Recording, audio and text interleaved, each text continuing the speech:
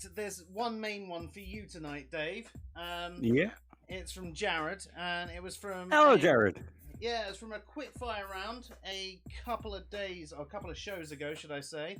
And he said, "You when we asked the question, is there one religion that if there was one religion that had to be true, which one would it be?" And you replied Janism. He would like to know why you picked that one. Okay, I don't remember the question had to be true. If there was one religion to be true, wasn't it? Okay, I must have misheard you. Because, yeah, I thought you said if there was one religion you thought was okay, kind of thing. Well, yeah, I mean, if that was sort of the thing. If there was one religion that you would, if that was going to be true, which one would you pick? Was what my intention of that question was. Do apologise if it came across incorrectly, or I've repeated it incorrectly. Okay. Well, mostly just because it's very peaceful and very sort of virtue centered. Teaches a lot of respect. That kind of thing. I mean, if you were to class Confucianism as a religion, that's the one I would wish was true. Okay.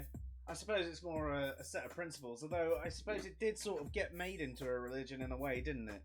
Yeah, it's mostly philosophy with like duty and virtue and stuff like that, set around customs and that kind of thing. I suppose plenty of things actually technically do get made into a religion as well, though, don't they? I mean, even the Pythagoreans sort of elevated him to an almost godlike status, didn't they? So They did, yeah. I suppose he just knew more about triangles, and that was convincing enough to say he was a god. He knew some of the fabric of the universe. And that's all it takes. Could you imagine if we actually went back to, a couple of thousand or even more years ago? We would genuinely seem like all-knowing gods to these people, just because our knowledge of medicine, science, philosophy, etc., is just that, even that little bit more. Even probably the most ignorant person today might even seem more well-known and godlike to people back then. It's interesting. Maybe we should come back to that at another point ourselves and discuss that. Yeah, well, I mean, that's one of the things that's said, isn't it? A god would be indistinguishable from an extremely advanced civilization to a civilization that's not quite as advanced.